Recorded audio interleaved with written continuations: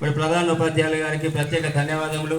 అదేవిధంగా అంబేద్కర్ సంఘం రాష్ట్ర నాయకులు మాటూరి రత్నమ్మ గారికి, అదేవిధంగా all employees welfare association Pingamalla Shankar sir గారికి, ఇక్కడ వచ్చినటువంటి మాజీ సర్పంచ్ శంకరన్న గారికి, అదేవిధంగా వార్డు సభ్యులు దొడ్డి శంకరన్న గారికి, మరి పాపన్న గారికి, అదేవిధంగా ప్రైమరీ స్కూల్ సార్లకి అందరికీ ప్రత్యేక ధన్యవాదాలు, జైభీములు తెలియజేసుకుంటూ, చదువుల తల్లి సావిత్రిబాయి పూలే మరి భారతదేశంలో చూసుకున్నట్లయితే మహిళలు ఎవరికి కూడా చదువుకునేటువంటి హక్కు లేని సందర్భంలో ఆ కాలంలో మరి ఆధిపత్య వర్గాల్లో ఉన్నటువంటి మహిళలకు కూడా చదువుకునే అవకాశం కూడా లేనటువంటి సందర్భంలో మరి మొట్టమొదటిసారిగా చదువుల కోసం మరి చదువుకోవడానికి బాలికలకు మొట్టమొదటిసారి పాఠశాలను ఏర్పాటు చేసినటువంటి గొప్ప వ్యక్తి చదువుల తల్లి సావిత్రిబాయి పూలే గారు.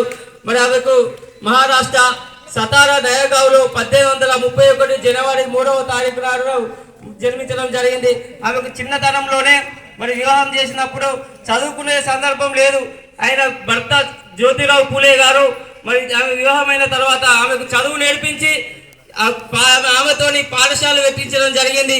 అదేవిధంగా 1873వ సంవత్సరంలో సత్యశోధక్ సమాజ్ని ఏర్పాటు చేసి మరి బాల్య వివాహాలను మరి ప్రోత్సహించకుండా రద్దు చేసే విధంగా మూఢనమ్మకాల నిర్మూలన కోసం, సతీ సహగల నిర్మూలన కోసం మరి ఎంతగానో కృషి చేయడం జరిగింది. అదేవిధంగా ఈరోజు మరి అప్పుడే 2000 మందికి పైగా అనాథ బాలలను చేర్చి మరి మధ్యాహ్న భోజనాన్ని ఏర్పాటు చేసి పిల్లలందరికీ భోజనాలు పెట్టించినటువంటి గొప్ప వ్యక్తి మహాత్మా సావిత్రిబాయి పూలే గారు. అదేవిధంగా మహిళల కోసం మరి ఒక 52 పైగా పాఠశాలను ప్రారంభించినటువంటి గొప్ప వ్యక్తులు.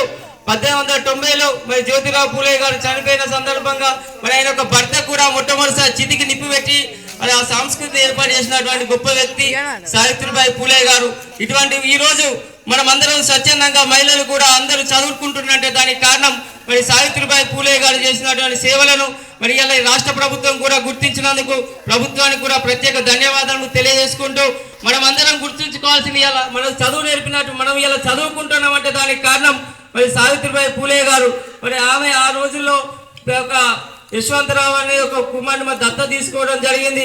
ప్లేగు వ్యాధి అప్పుడు విస్తరించినప్పుడు ఎవరు కూడా ముట్టుకోవడానికి కూడా వెళ్ళినటువంటి సందర్భంలో సావిత్రిబాయి పూలే గారు మరి వాళ్ళని తీసుకొని వాళ్ళందరికీ హాస్పిటల్లో చికిత్స అందిస్తే ఇలా బడికి ఎవరైతే బడికి పోకుండా ఉంటే వాళ్ళ ఇంటికి కూడా పోయి మరి బడికి ఎందుకు రాలేదని అంటే జ్వరం వచ్చిందని అన్నా కూడా మరి వాళ్ళని హాస్పిటల్కి పోయి చూపించినటువంటి గొప్ప వ్యక్తి సావిత్రిబాయి పూలే గారు.